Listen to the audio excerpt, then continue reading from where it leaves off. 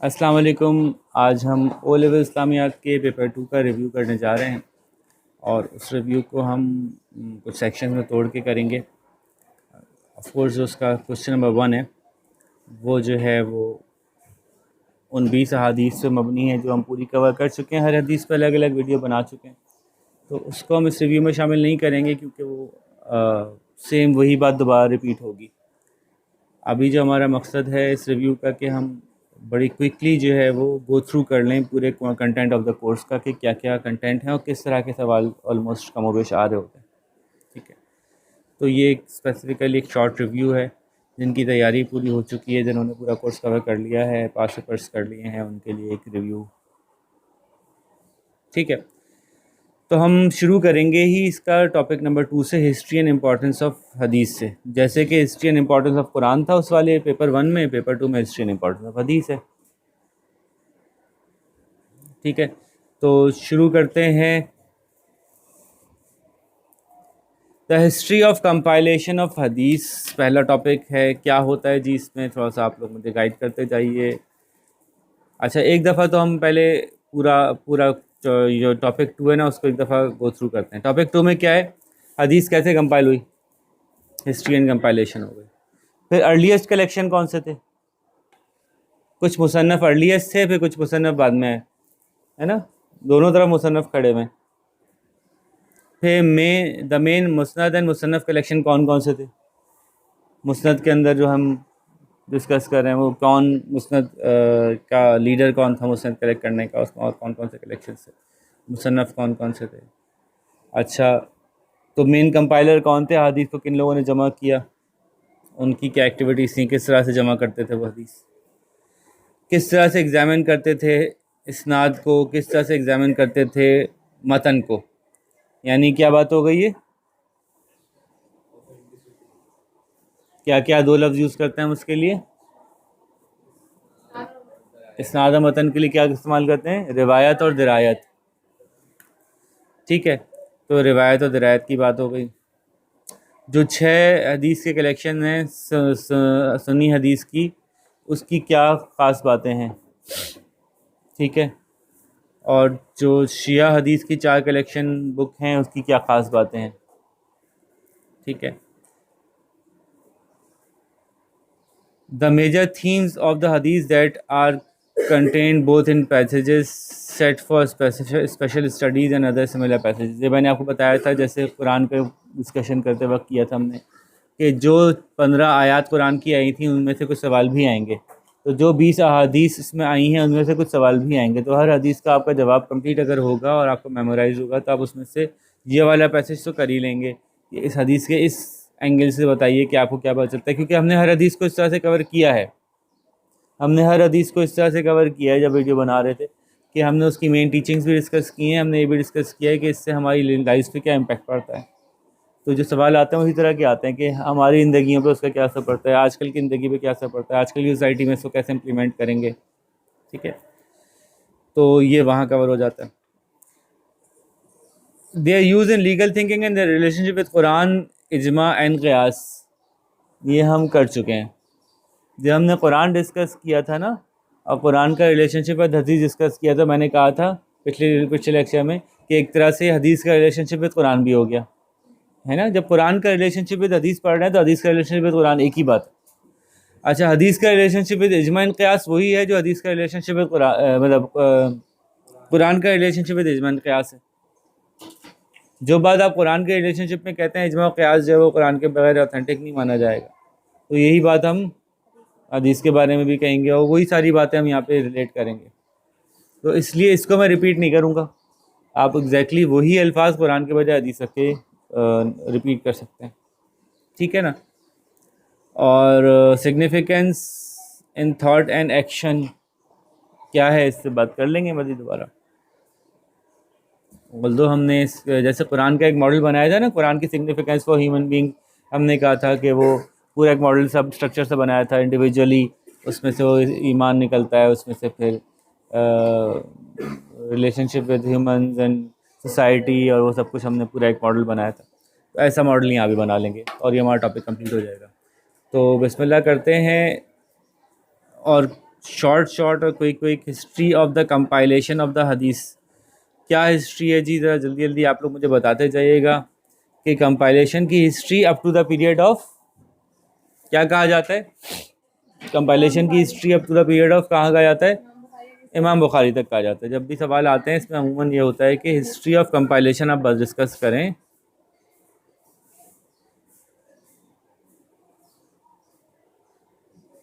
اپ ٹل امام بخاری.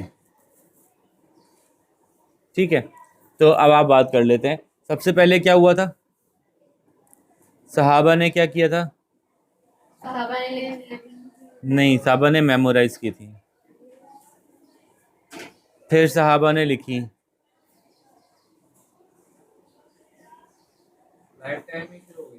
جی، in the lifetime of the holy prophet. یہ دونوں کام ان لائف ٹائم ہوئے تھے، in lifetime of holy prophet. ٹھیک ہے. اچھا، اب رائٹ ڈاؤن کے اندر آپ جو ہے وہ والی حدیث کوٹ کر سکتے ہیں حضرت عبداللہ ابن عمر کی. ٹھیک ہے، کیا تھی بھائی؟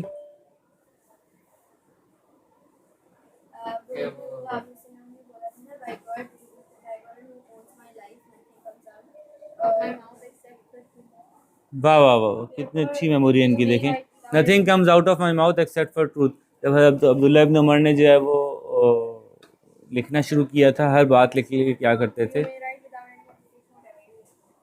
تو آپ صلی اللہ علیہ وسلم نے اس کی اجازت دی تھی. اس وقت کچھ صحابہ نے اعتراض کیا تھا کہ ہر بات لکھ رہے ہیں آپ، تو آپ صلی اللہ علیہ وسلم نے اس کی اجازت دی تھی. تو یہ آپ یہاں پہ لا سکتے ہیں کہ آپ صلی اللہ علیہ وسلم کی لائف ٹائم میں ہی رائٹنگ میں بھی ریکارڈ کرنا شروع کر دیا تھا. ٹھیک ہے. اور اس کے بعد کیا ہوا تھا؟ جلدی بتائیں، اس کے بعد کیا ہوا تھا؟ اس کے بعد آپ صلی اللہ علیہ وسلم کی انتقال کے بعد صحابہ نے تابعین کو ٹیچ کی تھی حدیث. ٹھیک ہے. تو صحابہ کے اپنے اپنے کلیکشن ہو گئے تھے. صحاباز ہیڈ دیئر اون کلیکشنز.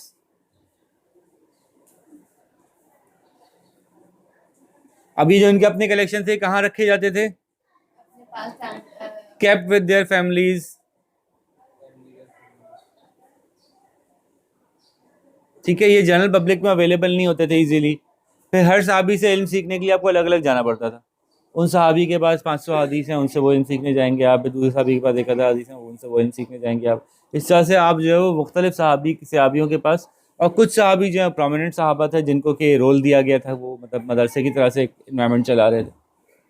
ٹھیک ہے. تو صحابہ had their own collection kept with their families. اور they used to teach hadith to tabi'in.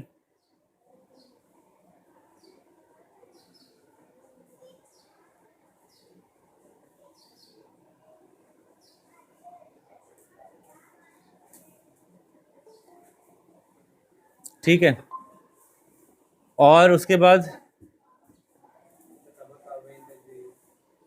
پھر تابعین نے جو ہے وہ تابعین اور تبع تابعین کو ملا کے ایک بنا لیتے ہیں ارلی تابعین اینڈ ارلی تبع تابعین.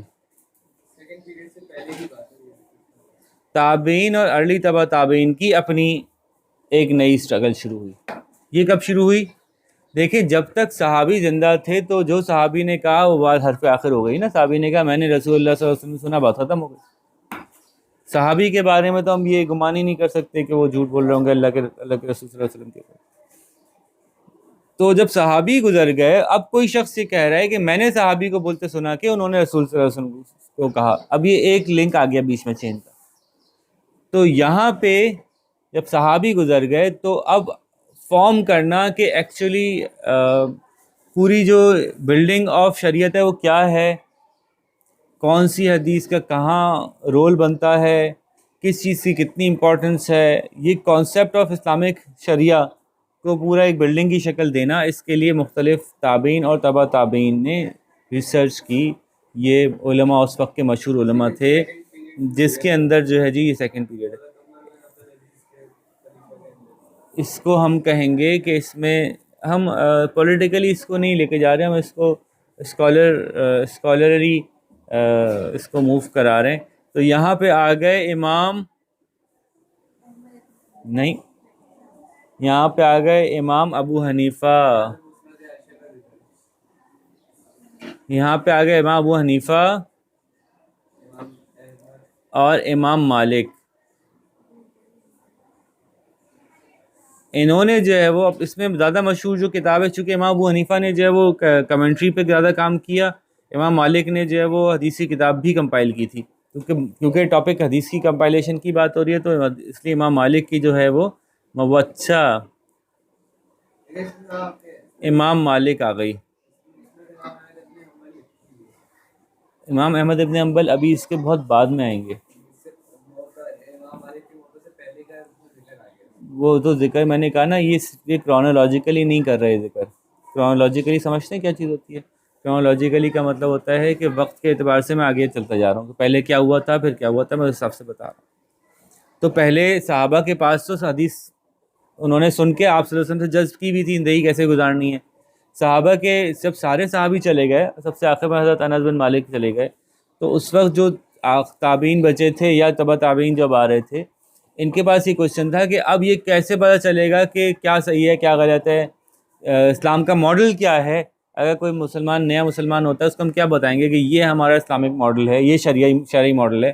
تو اس کے لیے ایک کمپریہنسو ماڈل ڈیوائڈ ہونا چاہیے، جس کو فقہ کہہ رہے ہیں. اسلامی فقہ کا ایک کمپریہنسو ماڈل ہونا چاہیے. تو اس کے اوپر مختلف اسکالرز نے کام کیا. یہ رائٹ آفٹر صحابہ جو کام ہوا، اس کی بات کر رہا ہوں میں، چونکہ کرونالوجیکلی بتا رہا ہوں کہ پہلا اسٹیج یہ تھا کہ صحابہ نے خود ہی کلیکٹ کیا. دوسرا اسٹیج یہ ہوا کہ اب صحابہ کے جانے کے بعد جو بڑے بڑے اسکالر اس وقت زندہ تھے، انہوں نے بھی احادیث کو کلیکٹ کیا. یہ ٹاپک ہے حدیث کی کلیکشن. تو ان بڑے بڑے تابعین تبع تابعین نے بھی حدیث کو کلیکٹ کیا. ان میں سے ایک امام مالک بہت مشہور ہیں، جن کی موطأ امام مالک جو ہے وہ مصنف ہے ایک. ٹھیک ہے، انہوں نے کیوں کتاب بنائی تھی؟ موطأ امام مالک ایک مصنف ہے، یعنی ایک صاحب نے تصنیف کی ہے according to the topics that were needed at that time. اس وقت جو ٹاپکس ضرورت تھی، جن ٹاپکس کی، اس کے مطابق انہوں نے حدیث کمپائل کر لی کہ نماز کی حدیث ایک جگہ کر دی، روزے کی حدیث ایک جگہ کر دی، زکوٰۃ کی حدیث ایک جگہ کر دی، حج کی حدیث ایک جگہ کر دی. ٹھیک ہے، اور معاملات کی حدیث ایک جگہ کر دی، وعدے کی حدیث ایک جگہ کر دی، جھوٹ بولنے کی حدیث، سب چیزوں کی حدیث ٹاپک وائز ایک جگہ ارینج کر لی انہوں نے، تاکہ جب ان کے اسٹوڈنٹس آئیں تو وہ یہ گائیڈنس لے سکیں کہ اس معاملے میں حدیث کیا کہتی ہے. اب یہ یاد رکھیے گا کہ امام مالک کے پاس جو چین آف نریشن تھی وہ کتنی لمبی تھی؟ وہ اتنی لمبی تھی کہ یا تو انہوں نے صحابی سے سنا، کیونکہ انس بن مالک سے ملنا ان کا ثابت ہے کہ اگر وہ تابعی تھے تو بعض روایت میں ان کا انس بن مالک سے ملنا ثابت ہے، یا تو انہوں نے انس بن مالک سے سنا تو انہوں نے کہا کہ میں نے صحابی سنا کہ انہوں نے رسول سے سنا، میں نے صحابی سے سنا کہ انہوں نے رسول سے سنا. چین ہی کوئی نہیں ہے مطلب، ہے نا. یا پھر انہوں نے سنا میں نے تابعی سے سنا، انہوں نے صحابی سے سنا، انہوں نے رسول سے سنا صلی اللہ علیہ وسلم. تو انس بن مالک حضرت امام مالک کے پاس جو تھا وہ چین بہت ہی چھوٹی تھی کہ انہوں نے تابعی سے سنا، جس نے صحابی سے سنا، جس نے رسول سے سنا. اور تابعی جو مشہور تھے، جید مشہور تابعی جو کہ بڑے بڑے عالم تھے اس زمانے میں، ان کے بارے میں یہ گمان نہیں تھا کہ وہ کوئی دو نمبری کریں گے، خدا نخواستہ کہ وہ جھوٹ کی آمیزش کریں گے. وہ تابعی تھے جو سب کو پتا تھا بھائی یہ صحابی کے بہت بڑے اسٹوڈنٹ ہیں. ابھی تھوڑے دن پہلے ہی صحابیوں کا انتقال ہوا ہے. ٹھیک ہے، تو ابھی تھوڑے دن پہلے ہی جو گئے ہیں صحابی، تو ان کے جو بڑے بڑے اسٹوڈنٹ تھے وہ سامنے ہی کھڑے ہوئے ہیں. یہ چار ان کے بڑے اسٹوڈنٹ تھے تابعی، یہ فرما رہے ہیں کہ ہم نے صحابی سے یہ سنا. تو ابھی ڈاؤٹ نہیں آیا ذہن میں کہ یہ کوئی غلط بات کہہ رہا ہوگا. ٹھیک ہے، تو اس لیے امام مالک کے پاس جو روایات جو کلیکشن آف حدیث ہے، اس کے اندر اس بات کے اوپر زور دینے کی ضرورت محسوس نہیں کی گئی تھی کہ کون سی روایت صحیح، کون سی روایت کمزور، کون سی حسن، کون سی ضعیف، کون سی موضوع، کون سی متروک، کون سی متواتر، کون سی جو ہے تو یہ اس کی سوچ کی ضرورت نہیں پڑی تھی. ابھی میں نے بتایا نا، بہت ساری ہیں، بہت سارے لوگوں نے کمپائل کیا. میں تو صرف مشہور کر کے شارٹلی آگے چل رہا ہوں، ورنہ تو اس میں 4 گھنٹے نکل سکتے ہیں. ہم صرف اسی ٹاپک پر جائیں گے.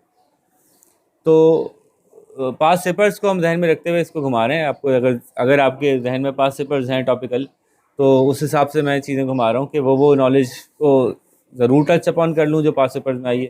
باقی بکس تو آپ کے پاس ہیں ہی اس کے ٹاپک کے اوپر. ٹھیک ہے, تو یہاں پہ بہت سارے لوگوں نے کمپائل کیا, لیکن یہ وہ ارلی مصنف تھیں جس میں لیٹر اور مصنف والی بات نہیں تھی. ٹھیک ہے, ارلی مصنف الگ تھیں, لیٹر اور مصنف الگ تھیں. یعنی جو لیٹر اور مصنف ابھی آنے والی ہیں وہ صحیح بخاری صحیح مسلم وہ بالکل الگ کرائٹیریا پہ کھڑی کی گئی تھیں. ارلی اور مصنف جو ہیں وہ بالکل الگ کرائٹیریا پہ کھڑی کی گئی. ٹھیک ہے, تو شروع میں جو ہے وہ کچھ مصنف جو ہیں وہ جمع ہوئیں. اسی طرح سے شروع میں ہی کچھ لوگوں نے بعض صحابیوں سے نریٹ کی ہوئی ساری حدیث کو جمع کر لیا. یعنی فار ایگزامپل جیسے میں پیچھے چلوں, سن رہے ہیں بھائی, کہ وہ جو صحابہ نے اپنی اپنی کلیکشن بنائی تھی وہ اگر بک فارم میں آئے گی, ایک صحابی نے اپنی ساری سنی ہوئی حدیث ایک بک میں لکھ دی تو وہ کیا کہلائے گی؟ وہ ساری ایک ہی سند کی حدیثیں ہیں نا. اس وقت تو وہ مسند نہیں کہلا رہی تھی, کیونکہ اس وقت تو سند اور نریشن کا سلسلہ ہی نہیں تھا نا. اس وقت تک تو یہ علم ڈیوائس ہی نہیں ہوا تھا کہ ایک طریقہ ہوتا ہے, ایک لاجک ہوتی ہے, اس لاجک سے ہم یہ اس راوی کو اس راوی سے چیک کرتے ہیں, اس کو اس سے چیک کرتے ہیں, ہے نا. یہ تو بات ہوئی تھی. ایک صحابی نے اپنی سنی ہوئی ساری حدیث ایک جگہ جمع کر لی, لیکن لیٹر آن بعد میں جب ہم نے اپنے مختلف نام رکھنا شروع کیے تو ہم نے دیکھا کہ یہ ایک صحابی نے ساری حدیثیں جمع کی ہیں, تو اس میں کس کی روایتیں آئیں گی؟ ساری ایک ہی صحابی کی روایت آئیں گی. جب ایک ہی صحابی کی ساری روایتیں ایک جگہ جمع ہو گئی تو اس کتاب کو کیا کہا جائے گا؟ اس کو مسند کہا جائے گا. ان صحابی نے خود اس کا نام مسند نہیں رکھا, لیکن بعد میں ہم نے دیکھا تو ہماری لاجک کے حساب سے وہ مسند کہلائی. ٹھیک ہے, تو اب اگر آپ کہیں گے مسند عائشہ یا مسند عبداللہ ابن عمر تو یا مسند کسی اور صحابی کی آپ نکال رہے ہیں, تو وہ ایکچولی اس وقت مسند نہیں تھی, بعد میں ہم نے اس کو مسند کا نام دے دیا کہ ایک صحابی کی ساری روایت ایک جگہ جمع ہو گئی تو یہ مسند ہو گئی. ٹھیک ہے, تو پھر آپ یہ کہیں کہ سب سے پہلی جو کلیکشن آف حدیث تھیں وہ مسند تھیں, کیونکہ جب صحابہ نے اپنے اپنے سنی ہوئی حدیث لکھی تو وہ مسند کہلائیں گی. تو کہہ سکتے ہیں اس اینگل سے اگر دیکھا جائے تو کہہ سکتے ہیں, بڑا کمپریہنسو بات ہو جائے گی, لیکن کہ پہلے صحابہ کی اپنی کلیکشنز تھیں اس کو مسند کہا جا سکتا ہے کہ ان کی اپنی ایک ہی چین کی کلیکشن ان کے پاس ہوتی تھی. اس کے بعد جو تابعین اور تبع تابعین نے آ کے ضرورت کے اعتبار سے حدیث کو کمپائل کیا کتابوں میں تو مصنف آ گئیں, لیکن یہ بھی وہ بیسک مصنف اس وقت کی تھیں جو جب کہ ابھی وہ نریشن اور چین اور کنٹرول اور ان کی جو پورا کرٹیسائز کرتے ہوئے چیزوں کو نکالنا بھی وہ نہیں شروع ہوا تھا. ٹھیک ہے, اس کے بعد دوبارہ مسند کے اوپر کام ہوا. امام ابو حنیفہ اور امام مالک کے شاگرد تھے امام شافعی. اچھا, امام مالک اور امام ابو حنیفہ کا بنیادی مقصد حدیث کلیکٹ کرنا نہیں تھا. ان کا بنیادی مقصد لوگوں کو یہ سمجھانا تھا کہ مذہب کیا ہے, دین کیا ہے, دین کے مختلف آسپیکٹس کو ایکسپلین کرنا تھا, جس کو ہم کہتے ہیں فقہ ایکسپلین کرنی تھی ان کو. ٹھیک ہے, یہ فقیہ تھے. فقہ ایکسپلین یعنی جب کوئی بندہ آ رہا ہے ان کے پاس پوچھ رہا ہے کہ دین کے بنیادی ایلیمنٹس کیا ہیں, تو وہ اس کو اس کی تعلیم دیتے تھے. اس کو اسٹیبلش کرنے کے لیے, اس کو اسٹرینتھن کرنے کے لیے جو انہوں نے ڈائریکٹلی صحابی سے یا ڈائریکٹ تابعی سے حدیث سنی ہوئی تھی, اس حدیث کی کتاب اپنے پاس انہوں نے بنا لی تھی کہ جو میں سمجھا رہا ہوں کہ نماز پڑھنی اور ایسے پڑھنی تو یہاں سے بتا رہا ہوں, تو ان کے پاس ایک کتاب اپنی ہوتی تھی. تو انہوں نے حدیث کلیکٹ تو کی, لیکن ان کی زندگی کا سول پرپز صرف کلیکشن آف حدیث نہیں تھا, بلکہ ایکچولی وہ تھے ایک فقیہ جن کا مقصد تھا کہ اسلام کی پوری اسٹرکچر کو ایکسپلین کرنا کہ یہ ہوتا ہے بھائی اسلام. ٹھیک ہے, اس کے اندر سارے معاملات سمجھانا, مسائل کو بیان کرنا کہ اس کو ایسے کرنا ہے, یہ چیزیں کرنا. ٹھیک ہے. اچھا, تو امام ابو حنیفہ جو ہیں وہ کوفہ میں تھے, امام مالک جو ہیں وہ مدینہ میں تھے. وہ کیوں تھے امام ابو حنیفہ کوفہ میں کیوں تھے بھائی؟ سبب باجی کیونکہ حضرت علی کے دور میں جب حضرت عثمان کے اوپر اٹیک ہوا تھا, اس کے بعد حضرت علی نے فیصلہ کیا تھا کہ جہاں کہیں خلیفہ ہوگا وہاں کچھ نہ کچھ گڑبڑ ہوتی رہے گی, لڑائی جھگڑے ہوں گے, تو میں مدینہ میں خلافت کو اس لیے نہیں رکھنا چاہتا کہ پھر مدینہ میں مزید لڑائی جھگڑا نہیں چاہتا. تو حضرت علی نے مدینہ سے خلافت کو نکال کے کسی دوسرے ملک میں شفٹ کرنے کا فیصلہ کیا. اس وقت جو سب سے زیادہ ولنگ تھے, بلانے کے لیے تیار تھے, وہ کوفہ والے تھے. تو حضرت علی نے خلافت کو بغداد شفٹ کر دیا. جب خلافت بغداد شفٹ ہوئی, اس کا مطلب کیا ہوا؟ مطلب جیسے کراچی میں پہلے حکومت تھی نا, فیڈرل گورنمنٹ پہلے کراچی میں ہوتی تھی, تو کراچی کیسا ہوتا ہوگا آپ سوچ نہیں سکتے ابھی. لیکن پھر فیڈرل گورنمنٹ کراچی سے نکل کے کہاں چلی گئی؟ اسلام آباد. اب اسلام آباد کیسا ہوتا ہے؟ نا. اسلام آباد ہمارا پریمیم سٹی ہے, تو اسی طرح سے بغداد جو ہے پھر اسلام کا پریمیم سٹی بن گیا تھا. ایسا نہیں ہوا کہ مدینہ پریمیم نہیں رہا, لیکن میں کہہ رہا ہوں کہ علم کے اعتبار سے بغداد میں بھی بہت بڑی تعداد میں ہزارہا صحابہ اٹھ کے جو ہے وہ بغداد پہنچے تھے, کیونکہ گورنمنٹ کو سپورٹ کرنا تھا نا, گورنمنٹ کے فنکشنریز سے. جیسے کہ اس وقت حکومت کے قاضی القضاء کہاں ہوں گے؟ بغداد میں ہوں گے. ٹھیک ہے, اس وقت حکومت کے جتنے بھی میجر جو صحابہ جن کو کہ کوئی گورنمنٹ میں رولز دیے گئے تھے وہ کہاں ہوں گے؟ وہ بغداد میں ہوں گے. اور مدینے میں کون ہوں گے؟ وہ لوگ ہوں گے جو کہ بغداد شفٹ نہیں ہونا چاہتے تھے. یہ وہ لوگ تھے زیادہ تر جن کا کہ ریلیشن شپ مدینے سے محبت یا علم کے ساتھ تھا, کہ نہیں بس ہم یہیں بیٹھ کے کام کریں گے, ہم ادھر جانا, ہم پولیٹیکلی انوالو نہیں ہونا چاہتے, ہم جو ہے وہ اپنی محنت اپنا کام ادھر رہ کے کرنا چاہتے ہیں, اور اس کو علم سے زیادہ ایسوسیٹ کرتے تھے. ٹھیک ہے, تو بہت سارے لوگ مدینہ میں بھی رہ گئے تھے. تو یوں امام مالک جو تھے وہ مدینہ کے استاد تھے, امام ابو حنیفہ جو تھے وہ کوفہ میں استاد تھے, اور دونوں بہت بڑے استاد تھے, دونوں ایک ہی پیریڈ میں زندہ تھے. ٹھیک ہے. اچھا, اب امام مالک جو جس احادیث کی بنیاد پہ ریفرنس دے رہے ہیں اور بتا رہے ہیں کہ نماز ایسے پڑھنی چاہیے, وہ اس بنیاد پہ دے رہے ہیں جو ان کے آس پاس صحابہ گزرے تھے, اور ان کے جو تابعی موجود تھے انہوں نے جو اپنے آس پاس کے صحابہ سے سنا تھا وہ اس کے حساب سے دے رہے ہیں. امام ابو حنیفہ جو ریفرنس دے رہے ہیں وہ ان کے آس پاس جو صحابہ زندہ تھے یا تابعی زندہ تھے ان کے حساب سے وہ بتا رہے ہیں. تو تھوڑا سا ڈفرینس آ رہا ہے, کیونکہ یہ بات تو ایگزسٹ کر رہی ہے نا کہ ایک صحابی آپ صلی اللہ علیہ وسلم کے زمانے سے نکل گئے, حضرت علی کے ساتھ یہاں آ گئے, ایک صحابی یہیں رہ گئے مدینہ کے اندر. تو مختلف صحابہ کا چھوٹی چھوٹی امور کے اندر ڈفرینس آف اوپینین تھا, اور یہ میں نے پہلے بھی بتایا تھا کہ اللہ تعالیٰ نے انسان میں تنوع پیدا کیا ہے, اس تنوع کو کی سیٹسفیکشن کے لیے اللہ نے دین میں بھی تنوع رکھا ہے, یہ نیچرل بات ہے نا. آپ ایک گاڑی بنائیں, اس میں 4 طرح کی جگہیں ایسی رکھیں جہاں آئل ڈالنا ہو, اور چاروں طرح کا آئل الگ طرح کی ریکوائرمنٹ ہو. ایک جگہ ہو جہاں سے پیٹرول جاتا ہو پتلا بالکل, ایک جگہ ہو جہاں سے موبائل آئل جاتا ہو گاڑا ہو, ایک جگہ ہو جہاں پہ گیئر آئل جاتا ہو, ایک جگہ ہو جہاں پہ بریک آئل جاتا ہو. آپ نے ایسی الگ الگ جگہیں بنائی ہوں, اس کے بعد آپ کی کمپنی بناتا ہے ہم ایک ہی ہے پیٹرول, بس سب جگہ ڈالو, ایک ہی پیٹرول سب جگہ ڈالو. اب سب جگہ پیٹرول ڈالیں گے چلے گی نہیں گاڑی. تو جب گاڑی میں آپ نے گنجائش رکھی ہے اس طرح کی کہ اس میں الگ الگ طرح کے آئل ڈلتے ہیں, تو الگ الگ طرح کے آئل بنائے بھی ہوں گے پھر آپ نے, ہے نا. تو جب انسان اس لاجک, بڑی آسان سی بات ہے نا, بڑی بیسک سی بات ہے, جب انسان یہ بیسک سی بات سمجھ سکتا ہے. تو اللہ تعالیٰ نے جب انسان کو اتنے مختلف طرح کے انسان بنائے ہیں, ان کے اتنی مختلف طرح کی سوچنے کے انداز بنائے ہیں, تو اس سوچ کو گنجائش دی ہے کہ ٹھیک ہے اگر سوچ ہے تو اس کو تحریک بھی ملے. تو اسلام کو اپروچ کرنے کے اللہ تعالیٰ نے اس طرح سے بہت سارے انداز بنائے. سوچنے والوں کے لیے اسلام الگ ہے, عمل کرنے والوں کے لیے, ہے نا, جیسے صبر کرنے والے الگ ہیں, شاکرین الگ ہیں, سوچنے والے الگ ہیں, اولو الالباب. تو اس طرح سے بہت سارے لوگوں کی ٹائپس ہیں, اور ہر ٹائپ کو اللہ تعالیٰ نے ایڈریس کیا, ہر ایک کے لیے کچھ نہ کچھ اینگل رکھا ہے اللہ تعالیٰ. تو اسی طرح سے میں یہ سمجھا رہا تھا کہ امام ابو حنیفہ نے ایک فقہ کے اوپر اپنی اسٹیبلش کی, امام مالک نے اپنی فقہ کے اوپر اسٹیبلش کی. امام ابو حنیفہ کے جو شاگرد تھے بڑے, ان کے اسٹوڈنٹس, امام ابو حنیفہ کے شاگرد کے اسٹوڈنٹس میں سے ایک تھے امام شافعی. یہ بڑے زبردست, بڑے بریلینٹ اسٹوڈنٹ تھے. امام شافعی نے کچھ وقت امام ابو حنیفہ کے اسٹوڈنٹ سے پڑھا, کچھ وقت امام مالک کے آخری دور میں پہنچ گئے. وہ امام مالک سے بھی انہوں نے پڑھا. امام شافعی نے انہوں نے اپنی ایک تھرڈ فقہ اسٹیبلش کی, جس میں انہوں نے تھوڑا سا مکس کیا کہ امام مالک اور امام ابو حنیفہ کے جو کانسیپٹس ہیں ان میں سے جو ان کے حساب سے زیادہ بہتر لگ رہا ہے, کیونکہ دونوں نے جو کانسیپٹ دیے تھے وہ حدیث پہ بیس کر کے دیے تھے. اب انہوں نے حدیثوں کو اسیمولیٹ کیا کہ انہوں نے امام مالک سے حدیث سنی, انہوں نے امام ابو حنیفہ والی حدیث سنی, اس کے بعد انہوں نے کمپائل کر کے یہ ایک مڈل گراؤنڈ بن رہا ہے. امام شافعی اب آ گئے نیکسٹ جنریشن نا. امام ابو حنیفہ کا انتقال ہو چکا ہے, امام مالک کا آخری دور چل رہا ہے, اب امام شافعی آئے.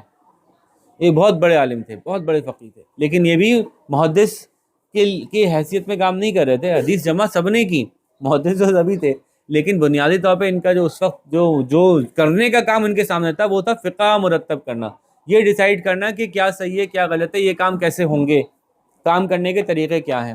حدیث کمپائل کر کے اس کی اوتھینٹسٹی چیک کرنے کا ابھی بھی اس لیے ذہن میں نہیں آ رہا تھا کیونکہ ابھی بھی صرف ایک کے بعد دوسرا لنک آیا تھا.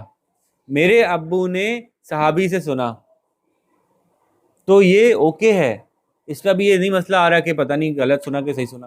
میرے ابو نے صحابی سنا, میرے ابو تابعی ہیں بھائی, ہے نا. تو اسی طرح سے میرے ابو نے اپنے ابو سے سنا, انہوں نے صحابی سے سنا.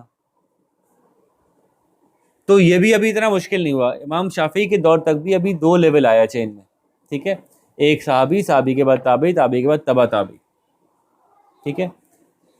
تو امام شافعی کے دور میں بھی جو زیادہ کنسرننگ پوائنٹ تھے وہ یہ تھے کہ فقہ مرتب پراپرلی ہو جائے کہ کس طرح سے کیا چیز کرنی ہوتی ہے, نماز کیسے پڑھتے ہیں, روزہ کیسے رکھتے ہیں, زکوٰۃ کیسے دیتے ہیں, حج کیسے کرتے ہیں, اس کے اوپر پراپر ڈیٹیل میں ایک آپ کے پاس بک موجود ہونی چاہیے, اور بک سپورٹڈ بائی حدیث ہونی چاہیے. یہ کانسیپٹ چل رہا تھا. امام شافعی کے اینڈ تک اب فقہ اچھی خاصی مرتب ہو چکی تھی. فقہ کے بارے میں اب کافی کلیئرٹی تھی لوگوں کو کہ کیا چیز کیسے ہوتی ہے. 2-3 اسکول آف تھاٹ تھے اور سب ایک دوسرے کو ویریفائی کرتے تھے.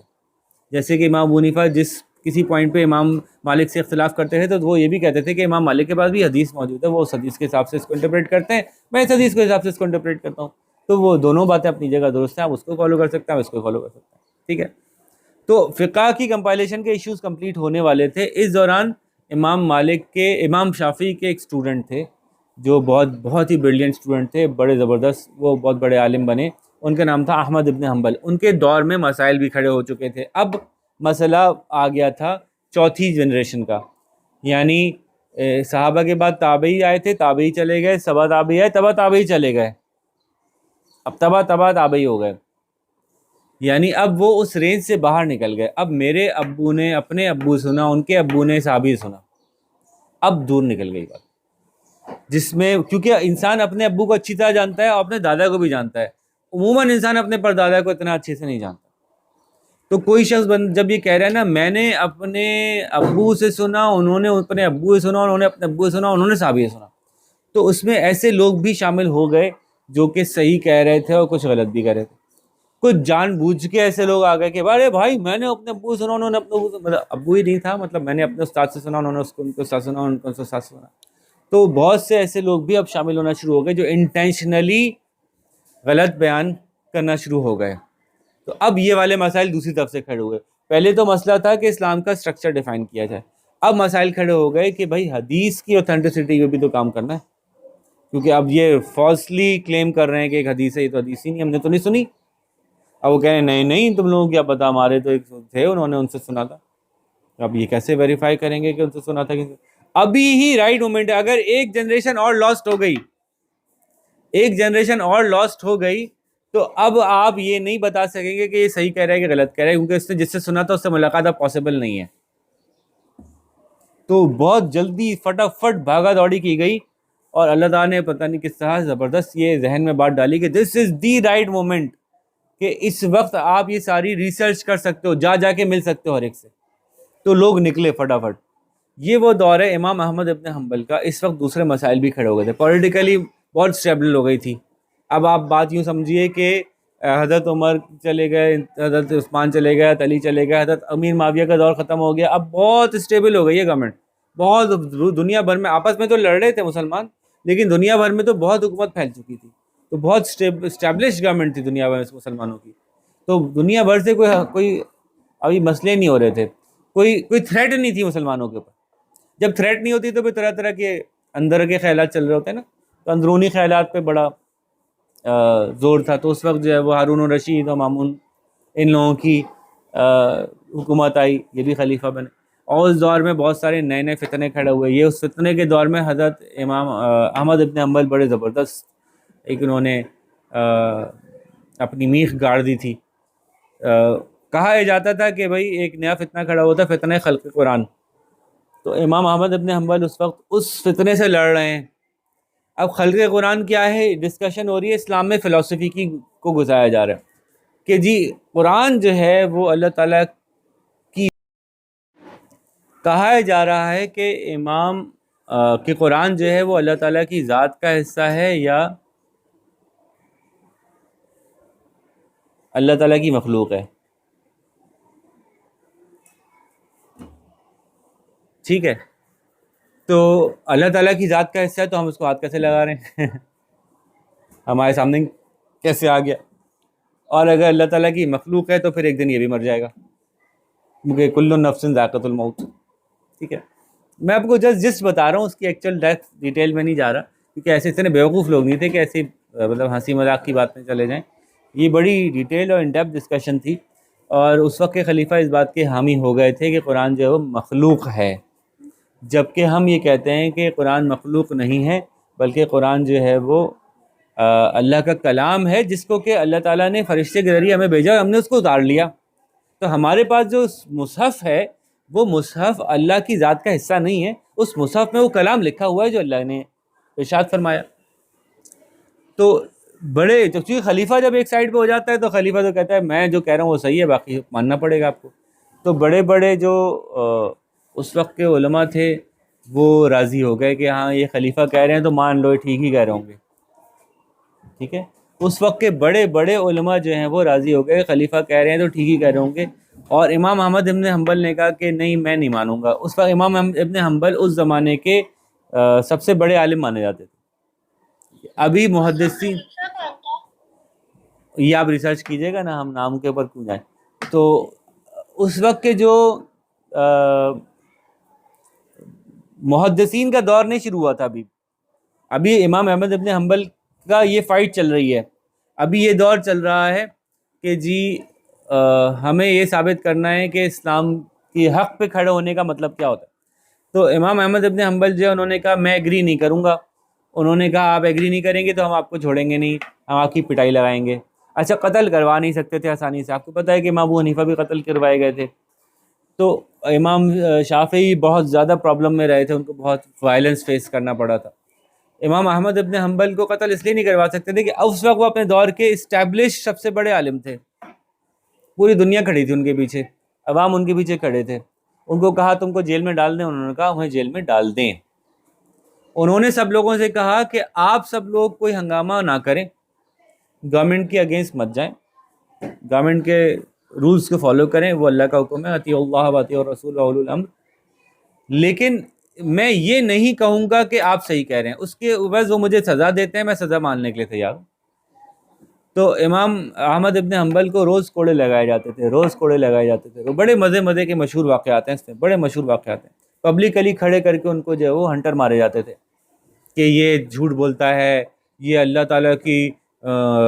تعالیٰ کا حصہ مانتا ہے قرآن کو، یہ کتنا بڑا ظلم کرتا ہے، جھوٹ بولتا ہے، بہت مارتے تھے ان کو۔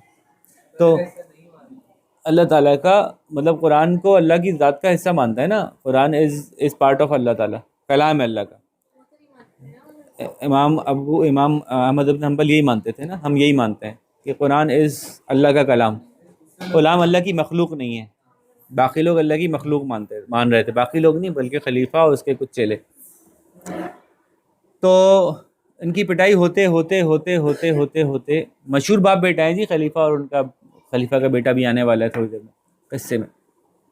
اس کا ایک بڑا مشہور واقعہ ہے کہ امام احمد ابن حنبل ایک دم پٹ رہے تھے، اور پٹتے پٹتے اچھا کراؤڈ کھڑے ہو کے دیکھا کرتا تھا کہ پٹ رہے ہیں بھائی، پبلک میں پیٹا جاتا تھا ان کو۔ تو ان کو ایسا لگا کہ مطلب بہت زیادہ ہو گئی نا، ایک دفعہ بہت بہت ٹھیک ٹھاک، مطلب آپ سوچیں آپ کو مار مار کے چمڑی ادھیڑ دی جائے، پھر اگلے دن اسی پہ دوبارہ مارا جائے ادھڑی ہوئی چمڑی پہ، پھر اگلے دن پھر اسی پہ دوبارہ مارا جائے اور ادھڑی ہوئی چمڑی پہ، تو جو زخموں پہ دوبارہ پٹائی ہوتی ہے اس کا لیول ہی الگ ہوتا ہے۔ تو ایسا لگا کہ امام احمد ابن حنبل کچھ اس میں آئے ہیں، متزلزل ہوئے ہیں تھوڑے سے۔ تو ایک شخص جو ہے وہ مجمع میں سے نکل کے ان کے پاس گیا اور ان سے کہنے لگا احمد ابن حنبل میں یہاں کا مشہور چور ہوں، اور یقین کرو میں نے ایسی ایسی چوریاں کی ہیں اور بہت دفعہ پکڑا گیا ہوں، لیکن میں نے آج تک اپنی کوئی چوری نہیں قبولی، بہت پٹا ہوں میں، بہت پٹا ہوں، میں نے کوئی چوری قبول نہیں کی۔ جب میں نہ حق پہ ہوتے ہوئے پٹ کے چوری قبول نہیں کی، تو حق پہ ہو کے کیسے قبول کر سکتا ہے؟ حق پہ ہو کے کیسے ڈگمگا سکتا ہے؟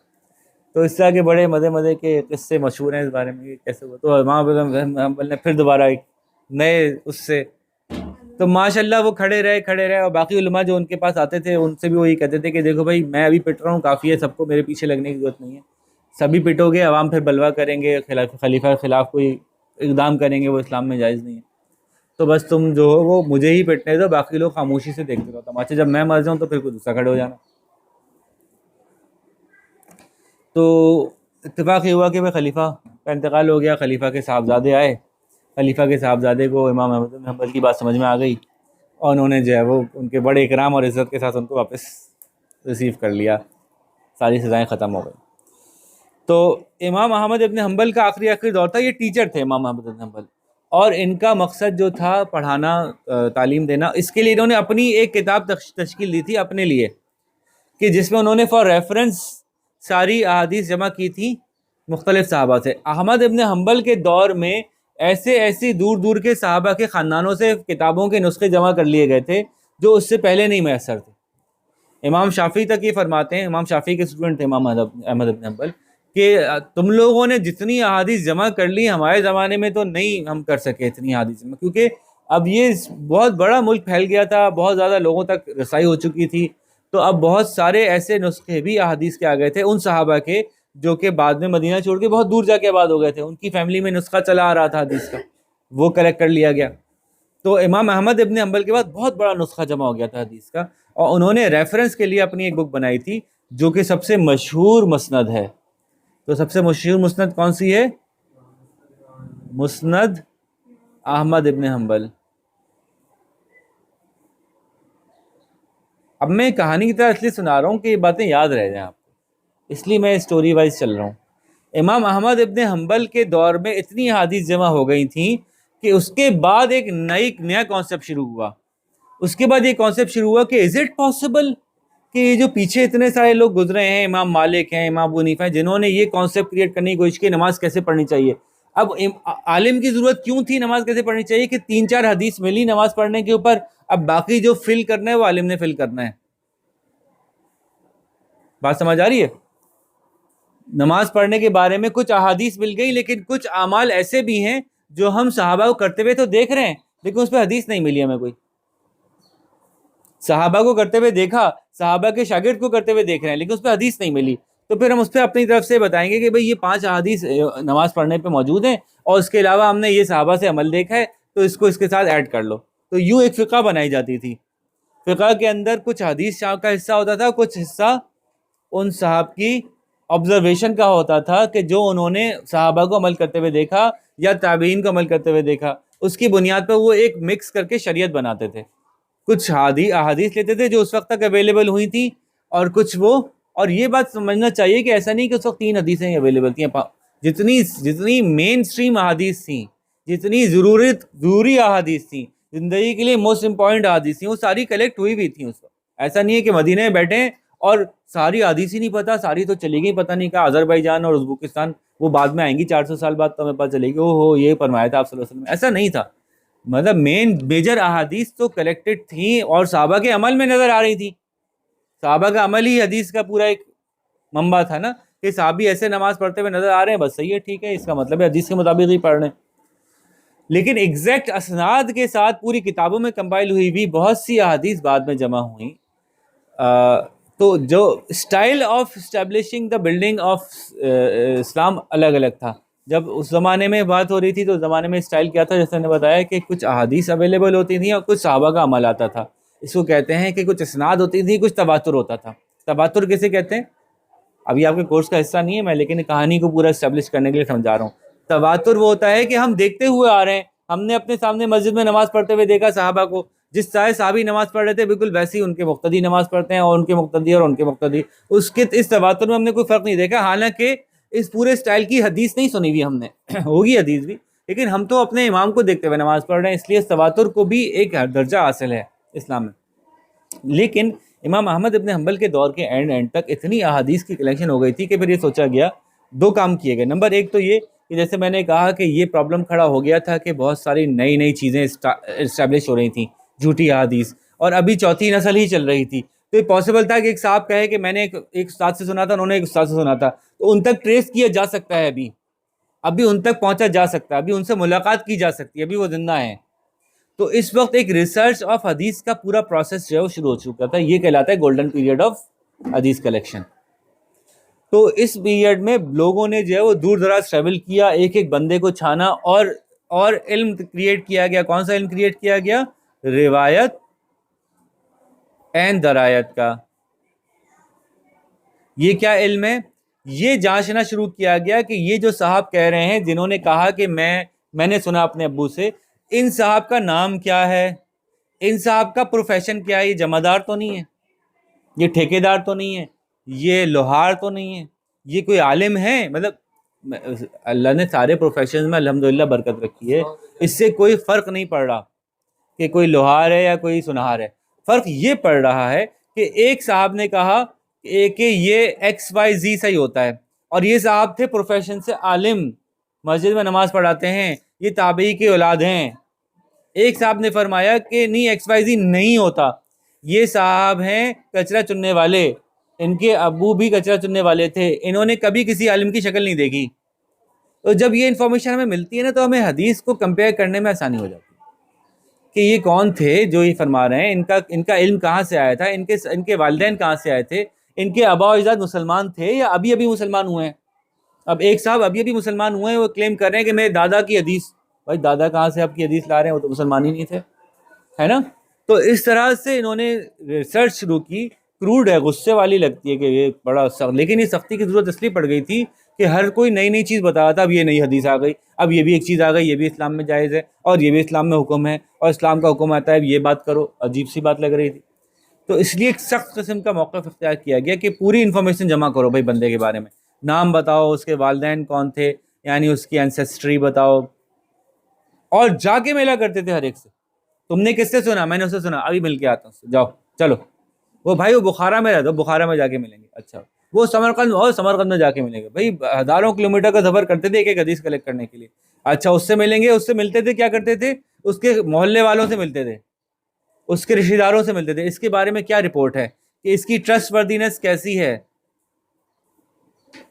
اس کی ٹروتھ فلنس کیسی ہے، سچا آدمی ہے کہ نہیں ہے، اس نے کبھی زندگی میں کوئی چوری کی، کبھی کوئی سزا تو نہیں پائی، اس کو کوئی سزا تو نہیں دی گئی، اس نے کوئی گناہ کبیرہ کا ارتکاب تو نہیں کیا، اس کے خاندان میں، اس کا خاندان معاشرے میں کیسا مشہور ہے، نیک خاندان مشہور ہے یا ایسے ہی چالو لوگ ہیں. تو یہ بڑی تفصیل سے ایک ایک بندے کے بارے میں جو یہ کہتا تھا کہ میں نے حدیث سنی اپنے ابو سے یا اپنے رشتہ دار سے یا اپنے استاد سے، اس شخص کے نام کے ساتھ پوری ایک اسٹیبلش کی گئی بکس، اسماء الرجال، لوگوں کے ناموں کی تحقیق کہ یہ کون تھے، کہاں سے آئے تھے، کیا کرتے تھے، اور کس قسم کے انسان مشہور تھے. تو اگر کوئی صاحب مشہور ہے، ہاں یار یہ بہت جھوٹ بولتا تھا، ٹھیک ہے، اب ایک حدیث احتشام بتا رہا ہے، اب میں جا کے ریسرچ کروں بھائی احتشام نے کوئی حدیث بتائی ہے بھائی. اب میں جا کے پوچھوں گا بھائی احتشام اپنے محلے میں کیسا مشہور ہے، چھوڑتا تو نہیں تھا لمبی لمبی، بس ہاں بھائی احتشام بڑا چھوڑو آدمی تھا یار، تو پھر میں کیوں لوں گا اس کی حدیث، ہے نا. اچھا لیکن انہوں نے کیا کیا، ایک بڑا زبردست ان کے ذہن میں اللہ نے ڈالی، انہوں نے ساری حدیثیں نوٹ کر لی. احتشام نے جو حدیث بتائی تھی وہ بھی نوٹ کی، اور ساتھ میں مینشن کر دیا یہ ہم ریسرچ کر چکے ہیں، یہ درست نہیں ہے. اس سے فائدہ یہ ہوا کہ جب دوبارہ 200 سال بعد ایک اور صاحب نے کہا کہ ایک حدیث ہے، انہوں نے کہا بھائی یہ دیکھو یہ لکھی، 200 سال پہلے اس پہ ریسرچ ہو چکی، 200 سال پہلے تحقیق ہو چکی. اب آج کے دن تو تحقیق کرنا پاسبل نہیں تھا کہ احتشام کیسا آدمی تھا.